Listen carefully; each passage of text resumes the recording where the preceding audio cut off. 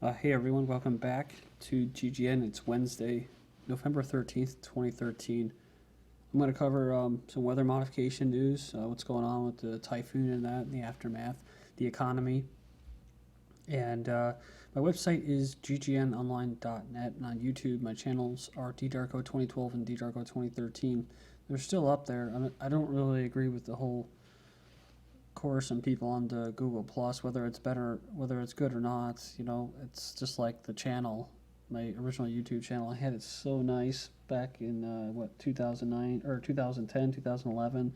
Then they forced me to change on to the new one. It was so bland, so generic, so plain.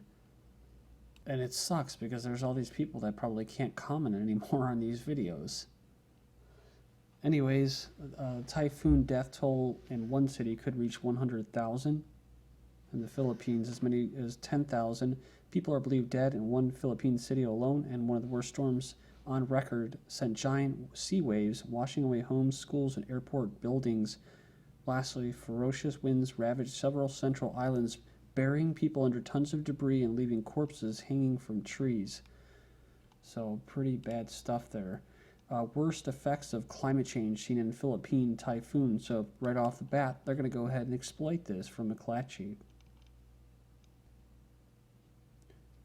It says here, this is the remarks of the delegate from the Philippines, talking about a framework convention on climate change on Monday. To anyone who continues to deny the reality that is climate change, I dare you to get off your ivory tower and away from the comfort of your armchair. So I dare you to go on the islands of the Pacific, the islands of the Caribbean, and the islands of the Indian Ocean as the rising sea levels in the mountainous regions of the Himalayas and Andes see communities confronting glacial floods. The Arctic, where communities grapple with fast dwindling polar ice caps. So this is just nonsense. This stuff happens. These storms do occur. The Arctic, the North Pole, whatever, has seen shrinking, but also the Antarctic, the South Pole, has seen massive record amounts of ice sheets growing. So, yeah, here in the Midwest, we've been hit with a cold Arctic snap last, 3-4 days. But this website, theweatherspace.com, I was going to go into some HARP and chemtrail forecast and status updates, but apparently everything's down. It says the WeatherSpace Network Facebook accounts have been disabled. It says the personal account from all admin accounts have been disabled by Facebook. This is an emergency situation, as you can log in and try to find our pages. They are gone. I've lost all my friends and my business pages in the process. So then you have Rice Stampede kills typhoon survivors. There's an estimated 10,000 dead. Relief operations stepped up in the Philippines, but the situation remains desperate for large numbers of people ravaged by the typhoon. In the worst parts, 8 people were killed in a stampede as thousands of survivors stormed a government rice warehouse. Security forces could only watch as the survivors made off with 100,000 sacks of rice from government-owned warehouses. So the thing is, the guys too, got other guy Filipino, whatever is going on there, talking about people should feel bad about climate change. Somehow giving up your money or whatever is going to help them from stop spraying and pulsing the ionosphere and modifying the weather to create typhoons like that. And maybe give some freedom to the people so they don't have to go and attack a government-owned warehouse. Well, that's the people's warehouse. It's the people's rice, I would imagine, right? So it's theirs. But see, they're not used to, this is the thing, they're not used to making decisions. They're not used to forming as a collective, as a tribe, like they used to for a long time. I'm sure the Filipinos did that prior to, quote, democracy and government. And they were able to divvy up food and allocate it efficiently, peacefully, right? Without having to attack it like a bunch of Somalis, right? But it's been a while since they've had to make decision making, have a real, quote, democracy. They're used to a dictatorship, whether they call it a republic government or democracy or whatever. Volcano in Indonesia displaces 5,000. It says here 5,265 people have been evacuated from 7 villages, says the local government, after volcanic eruptions displaced these people in western Indonesia. Mount Sinabung on the north of Sumatra Island has been throwing out red-hot ash and floods of molten lava as high as 4 miles since early November. To New York City, talking about food. Food bank head says 40% of veterans need food assistance on Veterans Day, where people are waving their flags. Says I need every New Yorker to know 40% of New York City veterans are relying on soup kitchens and pantries. It amounts to 95,000 people. That's not a guesstimate. That's a fact. They said 1 in 3 UK households couldn't last a week if they suddenly lost their income, says research from HSBC. 8.8 million households have less than £250 in savings set aside as a financial safety net. We've covered stuff like that before. Kellogg's apologizes for promise to feed hungry kids in exchange for retweets. Kellogg's apologized for a social media post that implied it would feed hungry children only if others helped to promote their marketing campaign. Saw this article here from Zero Hedge. It was posted on blacklistednews.com. Usually consider conservative websites. But I didn't necessarily agree with it. It says Venezuela dispatches army to enforce appliance fair price ceiling after looting ensues. And Americans, just in general, and Europeans and quote free market capitalists tend to latch onto anything that happens, like the toilet paper shortage. So they were saying here that they deployed the army to fight against economic war. Basically to force the company to charge fair prices. It was basically like a Best Buy type store.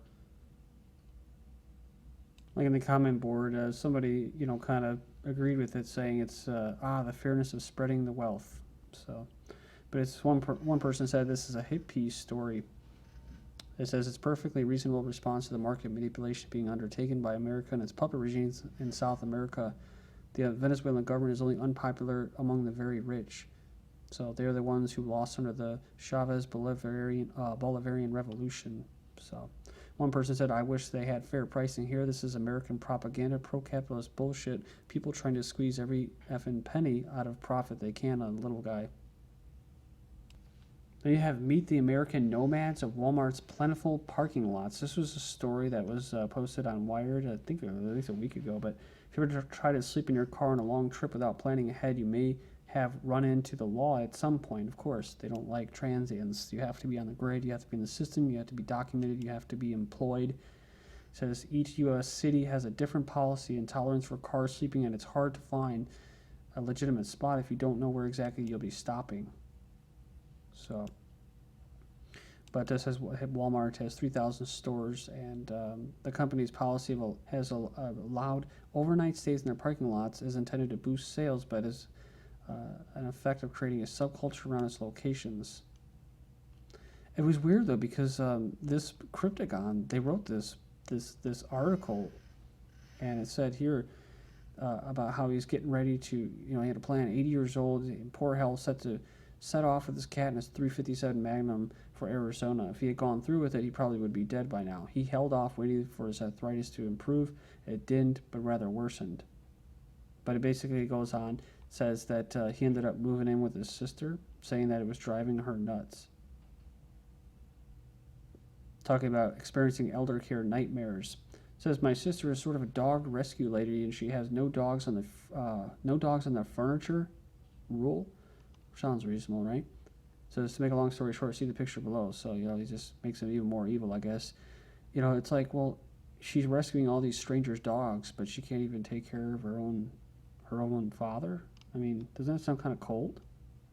I mean, maybe he felt like he didn't want to be a burden, right? So, to all daughters who rescued your elderly fathers from certain death in a Walmart parking lot or other grim circumstances, I salute you. May your mental health recover someday. They actually called it SDBOP, slow death by old people.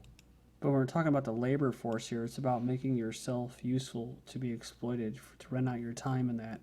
And so that's why it makes sense when you see stuff like this. My elderly father's absolutely refused to go into assisted living, so I took care of him for the last couple of years. His mental health deteriorated, blah, blah, blah. And she says how horrible it was. I'm not saying it probably wasn't, but everybody has to be consumed with their own lives and their own jobs mostly.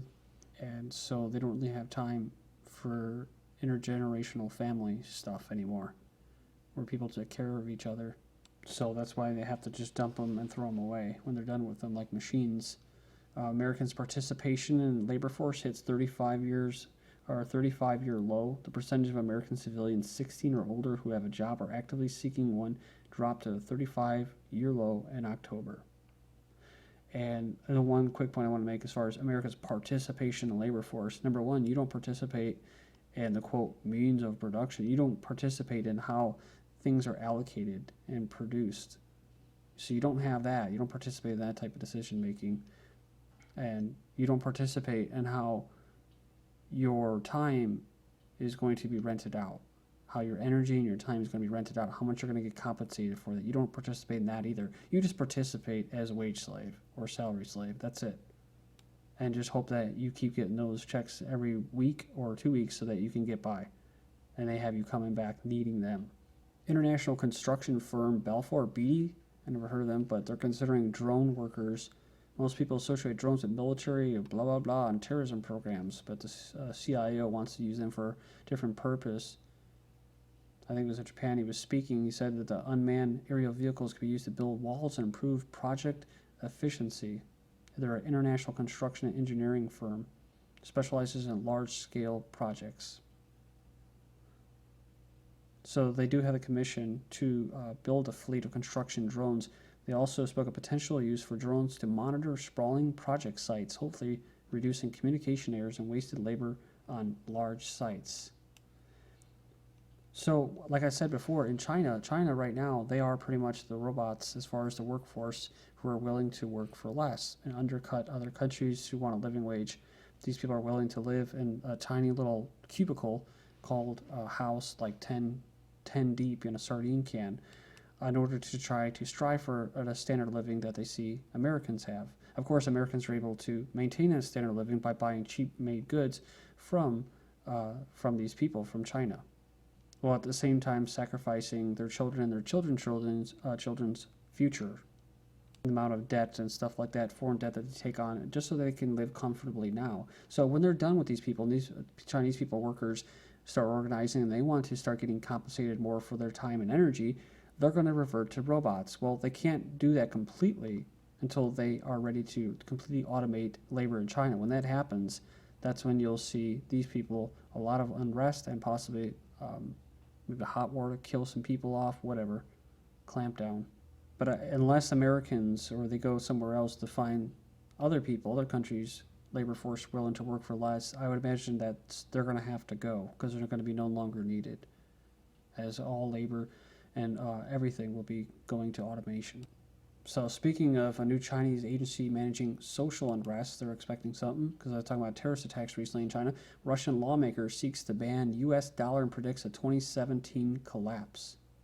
Russia is also predicting another ice age, too, coming up here starting in 2014. But China opens largest private gold vault with capacity for $82 billion worth of precious metal. This is after buying J.P. Morgan's landmark former downtown Manhattan headquarters. Vladimir Putin of Russia is in South Korea to push a new Silk Road via North Korea.